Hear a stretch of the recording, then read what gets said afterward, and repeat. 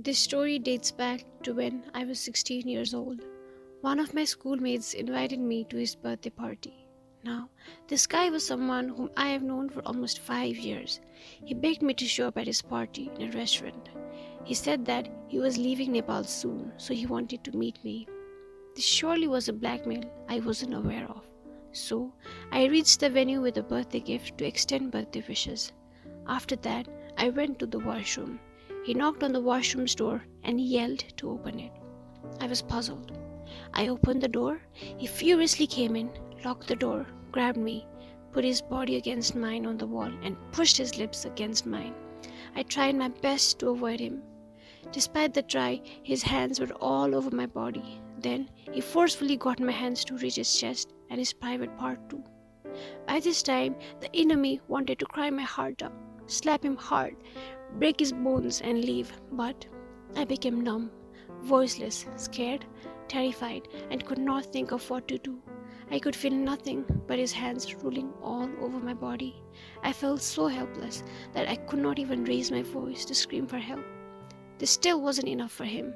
He pulled all my hair, snatched my neck from behind, and pushed me towards the toilet commode. This demon in human disguise had been ready to rape me. However, with all the guts I had left, I got off him, fixed my clothes, and ran out of the washroom. I cried the whole way back home. My head was occupied with a pile of questions. Why had I gone to the washroom? Would he be able to do this had I not opened the door?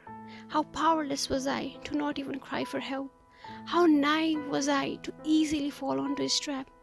Would I ever be able to erase this memory? Shouldn't he be punished? Would I ever be able to trust any of my male friends ever again? What would other girls do if they were in my place? Will he do the same to other girls too?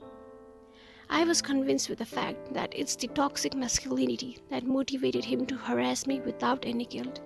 After all, it is the patriarchal society that made me shut down and encouraged him even more. It is the discriminatory structure that has protected so many other devils like him. After a week of this incident, I had a haircut. Getting off my hair relieved me to some extent. I never wore the t-shirt I had worn that day. I was in splits. I was mentally disturbed. I knew it was affecting me subconsciously. The flashbacks of that incident made me hard to breathe. I finally shared it with one of my friends, and it made me feel better. Trust me, once you start sharing, it gets better. Some of my friends came to me and shared their harassment stories as well.